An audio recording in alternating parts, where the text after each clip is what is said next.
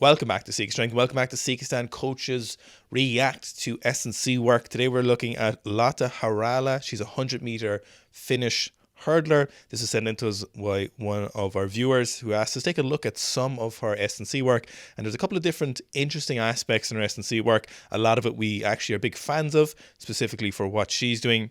First one we're kicking off with is the high or above parallel heavy box squats, which is quite a common, often controversial thing we'll see in athletics, track and field, rugby, sprinters, a whole host of different athletes, people trying to jump higher, have these in place, and it can sometimes be controversial. Yeah, so what we're looking at here is probably around a 45-degree angle at the hip, maybe a 45-degree angle at the knee, very heavy barbell, and then very, very high amounts of force. So pushing the bar as fast and as hard as you possibly can. Very controlled movements, very, very good mechanical positions, but this isn't often what people are asking questions about. Most of the time, people ask questions about these styles of squats, why they might be applicable to them, and why they might be applicable to the athletes in these cases. So in this case, we have a hurdler or a sprinter, a track and field athlete, who's worried about one thing, and that's producing a massive amount of force as quickly as humanly possible. So in this case, if you're a sprinter, and you were to do incredibly heavy high bar back squats, ass to grass, or even to parallel or below, like the sprints you see Owen doing, what you're doing then is obviously you're hitting a massive amount of force. You're putting as much force through the ground as quickly as you can at certain points, but you're also inducing a massive amount of fatigue. So when we look at a sprinter, if a sprinter is in season, maybe they might get the squat once or twice a week if they're lucky. When we're doing those heavier squats, so we need them to be really heavy because we need there to be a large amount of force coming down through the central nervous system. But if we're doing them like Owen is doing his squats fully to depth, then you're probably inducing a small bit more fatigue or a small bit too much fatigue for them to be meaningfully heavy. So in this case, we see Lotta with a lot of weight on the bar. She's a very light body weight athlete, doing probably 1.5 times, if not double body weight back squats in this case, for multiple reps, probably 3 to 5 reps in most cases here. And she gets the massive amount of force. She also puts that force in a shorter window as possible. So if you imagine your concentric phase of a squat, as you're standing up out of the bottom position, it's not like you're driving as hard as you possibly can for the entire 1.5 meters or however long that distance is you have to travel. In the case of the higher box style back squat, you're putting in as much force as is humanly possible in a very, very short window. So when we're looking at maximum activation, that rate of increase of muscle contraction is going to be far higher in these cases than it will be in the full ass to grass or full range of motion style squats. So the interesting thing about box squats and the mistake or the thought process that a lot of people apply when it comes to S&C, and it's a lot of that cookie stuff or kooky stuff we see on Instagram, is people trying to replicate their sport in the gym. But when it comes to box squats, the idea is that you're replicating the same angles. Now, as many of you know, good S&C coaches try and improve the particular aspects that their athlete are trying to do, or that try and helps their sport when they're actually doing their sport in the gym, not by replicating the sport, but by doing a movement that best overloads and progresses that muscle or muscle groups or movement in the gym in a safe and consistent manner. So if we are, let's say we're taking someone who's doing archery and we need stronger rear delts, we don't go into the gym and set up a band resisted ring set up with a loaded band. We look at rear delt flies, we look at seal rows, we look at things that we can make heavier consistently, things that we can do very consistently with consistent techniques, so we can hopefully target as specifically as possible and then overload them. So when it comes to things like joint angles and replicating what you're doing when you're sprinting, this is what a lot of people will apply to the thought process when you're doing box squats.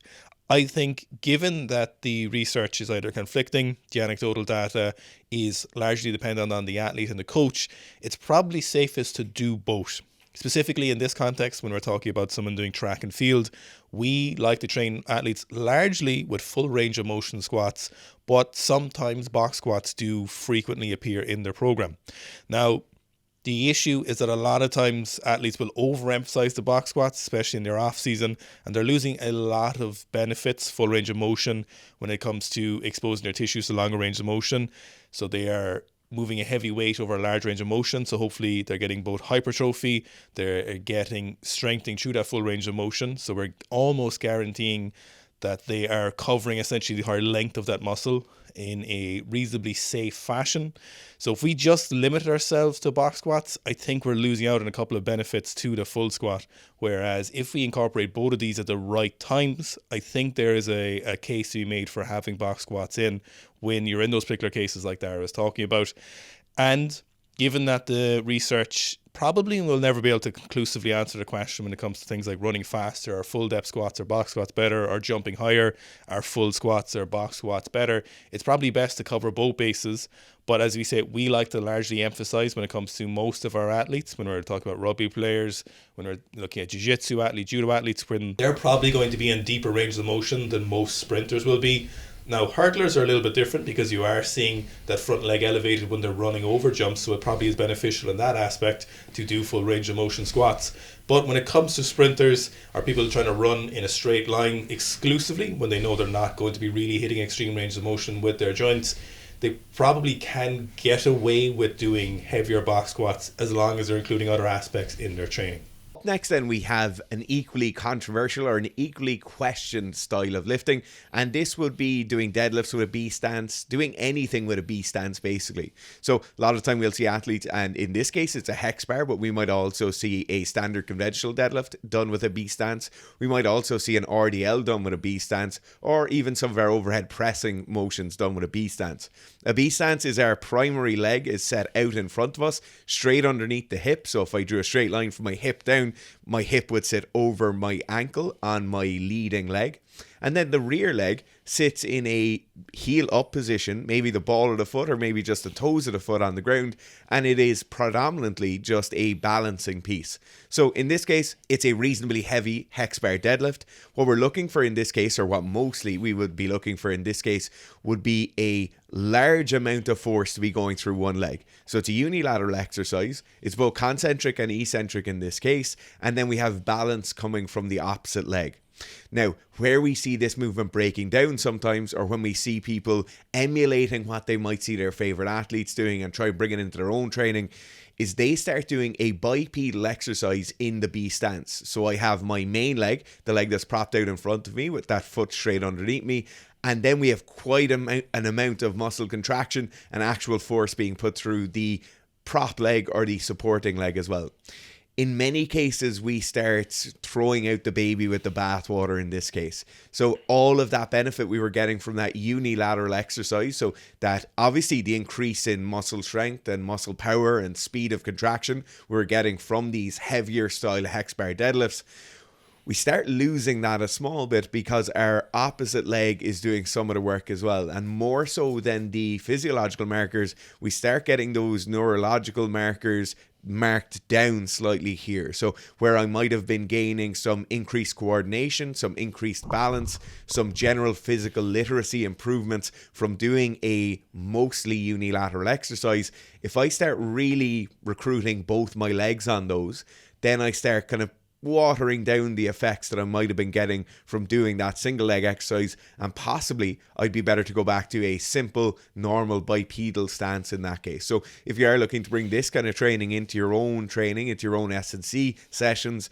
then make sure that rear leg, the non-dominant leg, is just there as a supportive role. It's very important to add on to this that when we're doing the B stance, we're doing the B stance equally on both legs. So if I have 4 sets, I do right leg, left leg, right leg, left leg, and it becomes a much more applicable exercise rather than this B stance being a kind of go-to that I use the same leg forward or the same leg back every time. So when it comes to running, we have a couple of questions that we often need to answer and a couple of scenarios that crop up again and again. The first one is, it's not if I'll injure my hamstring, it's when will I injure my hamstrings when I'm running.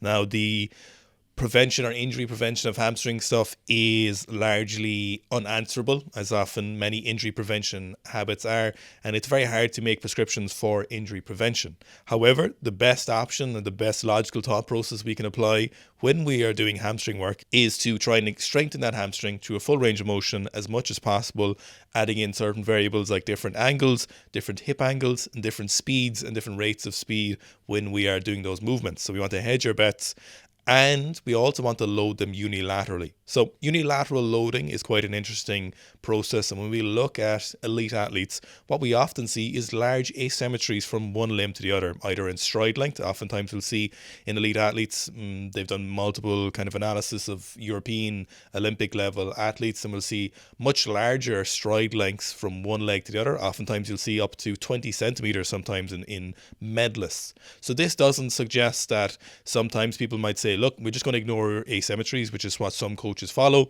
or sometimes then people lean too much into either fully training unilateral work, which there is quite a few or several famous S&C coaches who have kind of made a name from that. Rather, what you should do is following the scientific evidence, but not hedging all your bets based on that, nor should you listen to any one S&C coach when they say you should only do one or the other.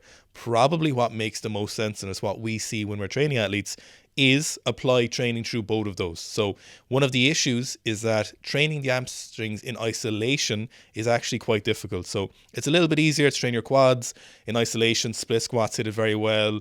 Machine squats hit it very well. Even when we see people doing full range of motion back squats, bilateral back squats, you can target the quads quite well without fearing that you're not emphasizing one or the other. What we often see when athletes injure their hamstrings is it's very often a unilateral hamstring and a hamstring, or just one hamstring, that we frequently see being re-injured. So we've got a couple of different exercises in here that are addressing that through a variety of different methods, which I think is probably the best way to go about this. You want to hedge your bets and hopefully bulletproof that hamstring as best as possible through a couple of different movements. Now, on top of that as well, of course, the hamstring is massively involved in running. It's a biarticulate muscle, so it's involved in two different joints movements, so the knee and the hip, which of course are very, very, very, very important for running fast. Hurdlers are also at the risk of overextending their hamstrings at very high rates of speed, which could predispose them to more hamstring injuries. And particularly if they run with just one leg in front of the other, they could risk overdeveloping one side. So again, hedging your bets by covering both bilateral and unilateral work on your hamstring is a good idea. So we've got the B stance deadlifts. We've got 45-degree barbell single leg hamstring extensions, which is quite an interesting one.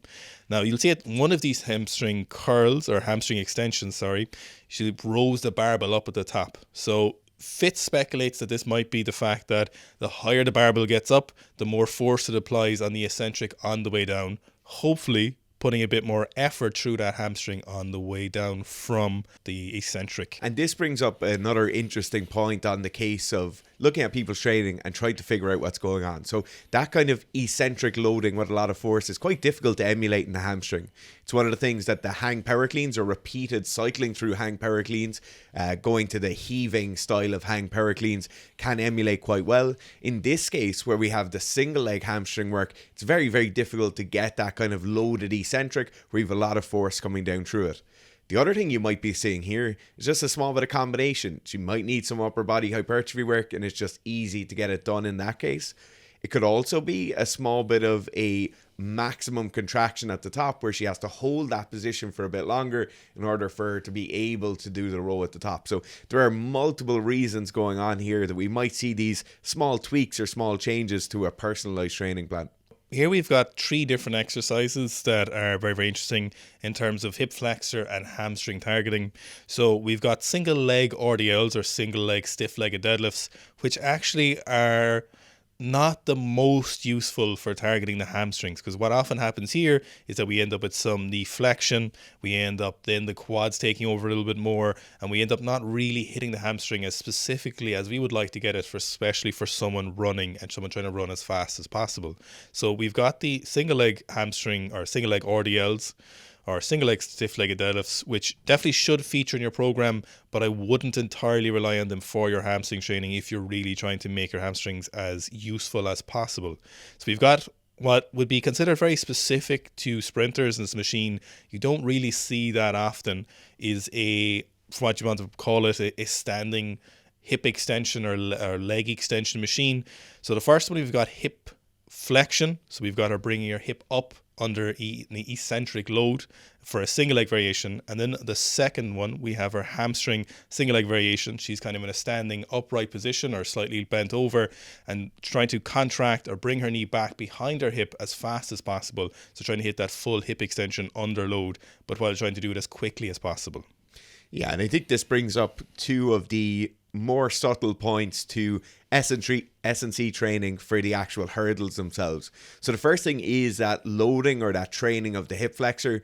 Most of us have incredibly poorly developed hip flexors, and most of us have very shortened hip flexors as well.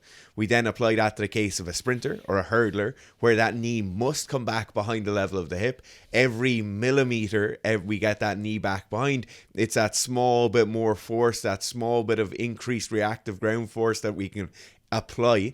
Also, when we start looking at that in the case of a hurdler, where we have somebody extending fully out in front of them, so that leading leg is kicking out over the hurdle as they go over it, we now need to think about the hip extension on the trailing leg. So the trailing leg obviously bundles up and comes over to the side, or we laterally move our hip out and around the hurdle. But before we start to move that hip, we want the maximal amount of hip extension we can possibly get. This is an interesting point we brought up with Kelly on the podcast a few months back. It is something that is massively trained in athletes, but when we get a general population or a normal gym goer looking at these exercises, they might say, why are you doing that? Or maybe a hanging knee raise or hanging toes to bar would be just as applicable. In this case, you're probably not going to get the speed on those hanging variations, and you certainly won't get the force you need that will be applied in a sprinting context or a hurdling context. The second thing then is that when we start looking at those machines where you're able to hold on, you're able to really isolate the upper body, you're able to load them very heavily. In this case, it's a cable machine where it's loaded with stacks on the cable. This is incredibly beneficial. So in the case where Owen was just talking about the single leg RDL maybe not being the best case, when we can really isolate something like this, it allows maximal force of contraction, and that really is what you're looking for in these kind of gym sessions. Yeah, so you can, if you need to replicate this yourself, you can either use ankle weights if possible, so leaning up against a wall, leaning up against the squat rack or the cage, holding onto it, so having not quite 45-degree angles with the ground, but slightly further back behind than that. You either put the band wrapped around the bottom of the cage, so the band is horizontal and you are perpendicular to the band. You hook it underneath your foot and aggressively bring that knee up as fast as possible. You can either do that with ankle weights or monkey weights, I think are they called sometimes, or with resistance band. So you don't necessarily need that machine. It's very unlikely any gym you go to, unless you're going to a very specific gym, has one of those available to you. But you don't necessarily need that. You can replicate that in other fashions by resistance band or ankle weights. So resistance band, very common in pretty much every gym in the world at the moment, and is easily replicated. And it's quite easy to make a band more taut, so make it a little bit more resistance to it, and it's quite easy then to set it up to your particular needs for that hip flexor training, which of course is very, very important to be training, and unilaterally as well. So it's not really the same thing when you do back squats compared to single leg hip flexor training when set up correctly.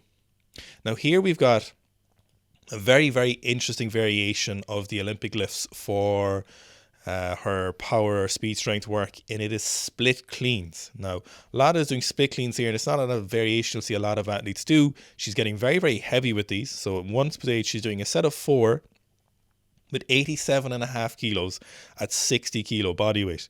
Now, we probably don't necessarily need to go over all of the benefits of the Olympic lifts for athletes, but very, very quickly, one of the useful or great benefits of the Olympic lift variations, most commonly the hang power clean, is we get maximal contraction with a weight. So we get that at the full extension. Then we get an immediate or very quick relaxation of those muscles. And then we get a contraction again by pulling under. So contraction and extension, pull under from the athlete, so they're relaxing those really highly contracted muscles, relaxing underneath them as quickly as possible to get underneath the barbell because there's a limited time available, and then they're contracting again in the catch position.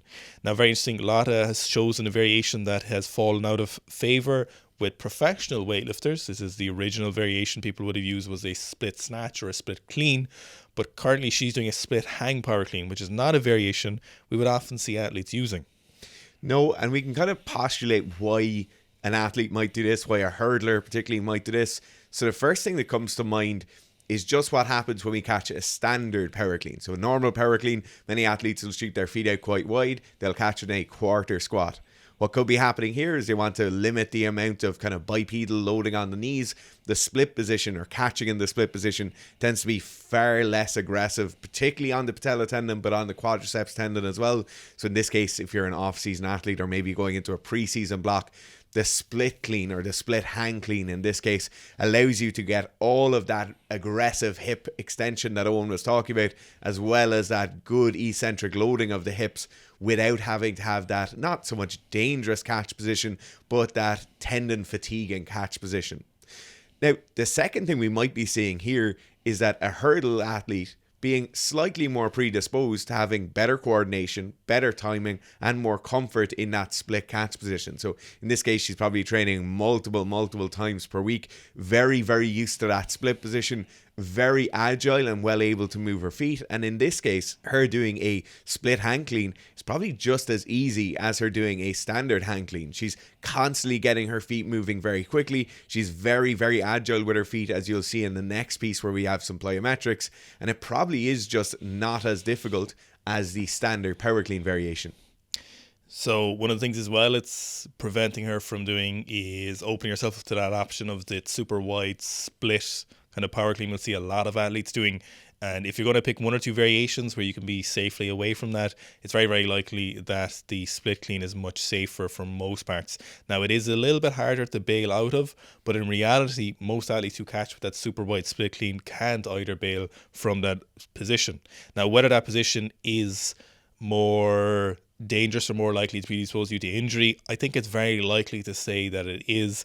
Knee valgus doesn't necessarily open you to more injury on squats, but what you do see is knee valgus seems to predispose athletes to more injury when it comes to jumping, and specifically single leg jumping. So it's possible that as an athlete she made that decision while being a hurdler, while her front leg is going forward during her explosive activity. She said, I can probably do this a bit more consistently, and I can probably replicate something in my sport a little bit easier that helps me feel more on par for my game.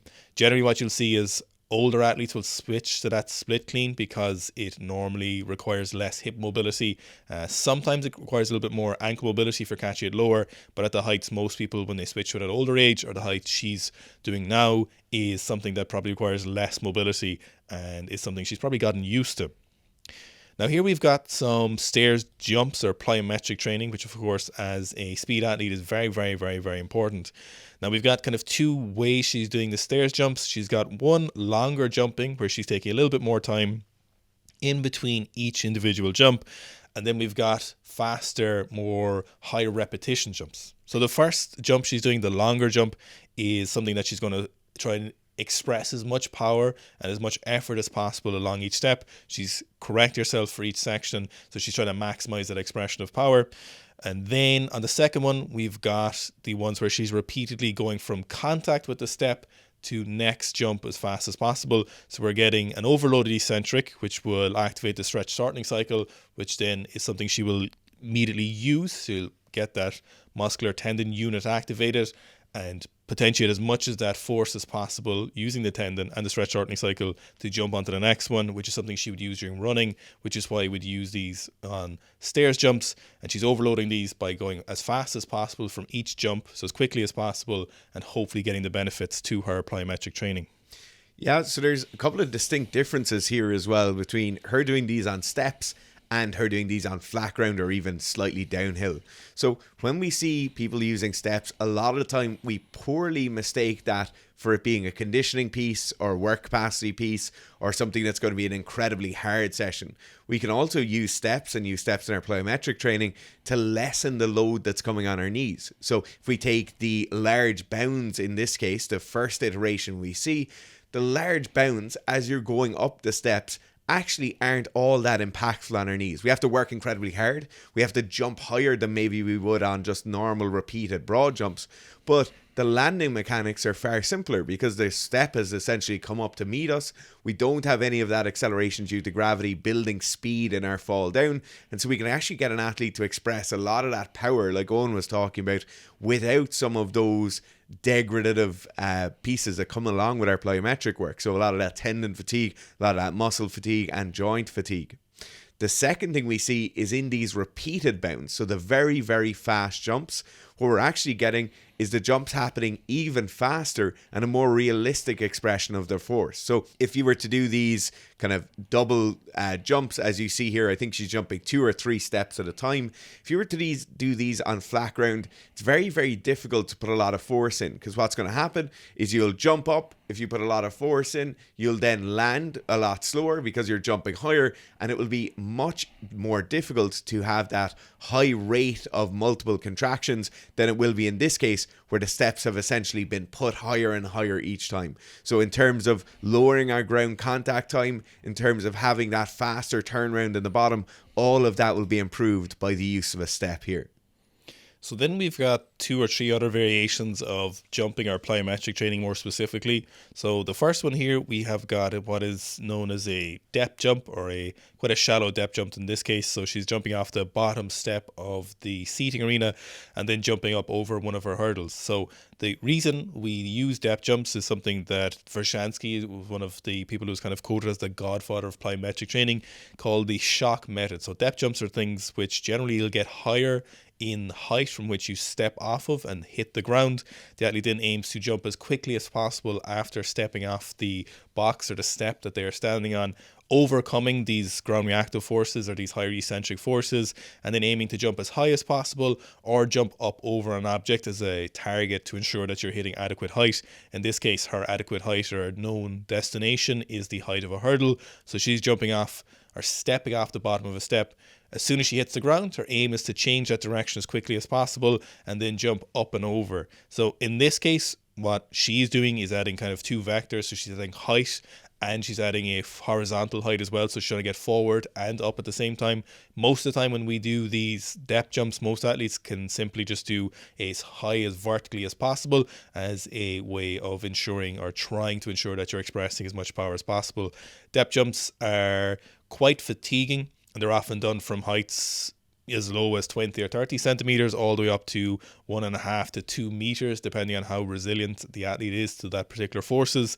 They are quite fatiguing, and it's something that is recommended to do only for several weeks at a time during the year at the most important phases when you're trying to maximize power output, and not spending the whole year doing them. So the final piece we see then is these continued jumps over hurdles. And so for the last few minutes, we've been talking about the importance of plyometrics, the importance of that stretch shortening cycle, training those low ground contact times, training those high ground contact forces or reactive forces with the ground. In this case, what we see when we have those high hurdles and we're doing the repeated jumps, we're obviously training those aspects, but also we're training that hip flexion like we talked about earlier. So pulling the knee up as high as we possibly can, getting over those hurdles very, very frequently. Obviously, you probably have this amount of hurdles in an entire 100-meter hurdle race, but they're constricted over the course of 10 meters or so in this case. So you're really training the hip flexor to be able to pull yourself up and over, or pull the legs up and over the hurdles on each one. This is incredibly important. And for anybody who isn't regularly doing plyometrics, or maybe you're just starting off your kind of journey into some plyometrics training, don't go straight to doing this variation. This variation of repeated high hurdle jumps is incredibly difficult. It's also an incredibly easy way to injure yourself, as the chance of you nicking one of those hurdles, probably not in the first 50% of our hurdles, but in the later ones where our contact time with the ground is probably a bit higher. We probably don't have that same increase in center of mass over the hurdle, so we're a bit closer to clipping the hurdle, and then we more than likely have some hip flexor fatigue, and that's where we start seeing people's shoes or people's runners starting to clip those hurdles and fall over towards the end. You can see hundreds, if not thousands, of instances of people falling over hurdles on YouTube and on Instagram or wherever you watch them. This is not something you need to be doing in your first couple of years of plyometric training. This, in this case, is an elite athlete doing them. They're very applicable for her, but for most people, if we're not super happy or super comfortable with our plyos, we probably never want to be doing these. Now remember, the golden rule of plyometric or speed training is that if you start to slow down, you are no longer getting as much benefit as the initial reps for your speed or your plyometric work. Generally what that's known as is people will say it goes from plyometric training to just jump training, which has some value for some athletes and it's a good way to prepare for plyometric training. But for example, if you were doing these hurdle jumps or those depth jumps over the hurdle and you landed before that hurdle and you were there for half a second, a second and a half longer than she's contacting or how fast you could do, if you're increasing that time from contact to the start of the next jump, the less productive that plyometric activity is becoming for you, because those stored forces are not stored for very long. They are quickly dissipated, often as heat in the muscle, when you don't use them as quickly as you possibly can. So make sure that when you are doing your plyometric work, if she's jumping over those hurdles continuously, if you're doing something like that and you find that you're smashing into the ground, your whole foot is contacting with the ground, you're resetting, you're changing your feet, it looks slow, it feels slow, it probably is slow and it's probably time to stop.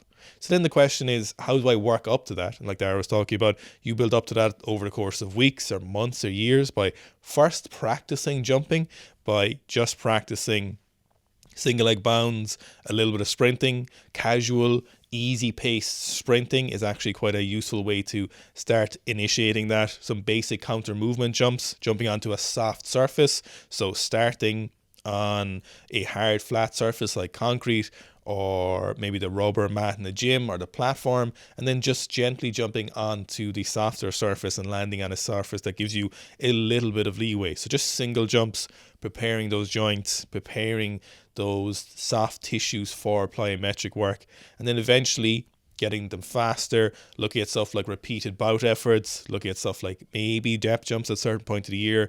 So don't just necessarily go straight into maximum depth jumps or maximum hurdles or maximal sprints.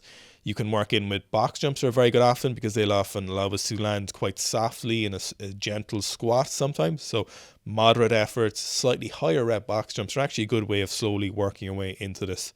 So treating them as fast as possible is always the most important rule of plyometric training.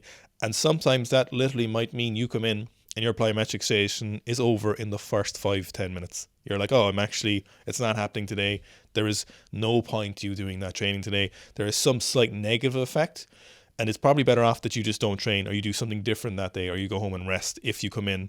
Now, objective measurements are very, very useful if you have a force plate, which often costs multiple thousands. So thanks very much for watching. As we said at the start of this came in as a viewer recommendation. So if you're watching this video and you'd love to see your favorite athlete, maybe they have some S&C stuff up. Ideally, they have a lot of lifting videos like these that myself and Owen can look at. That'd be great. Pop them down in the comments. If you've questions about any of the stuff we mentioned here, just ask us. And if you've any questions about coaching, programming, anything like that, seekastrength@gmail.com is the best place to get us. Remember, check out the Seek a Strength app on iOS and Android for all your strength needs, and soon, in the next couple of weeks, your conditioning needs as an athlete. So if you have some off-season work you need to do, you need the off-season athlete. If you're very, very far from your competition, you're looking for another even more intensive off-season, you could do the Becoming a Horse program, which is very, very, very popular. There's a lot of people asking for swimmers, S&C. So if you have any swimmers in mind who have a reasonable amount of stuff, so not just quick montages, but at least a couple of different aspects of their S&C training, please do send it in to us and we'd be more than happy to do it, as it's probably one of the most frequently requested sports that we haven't covered a lot of.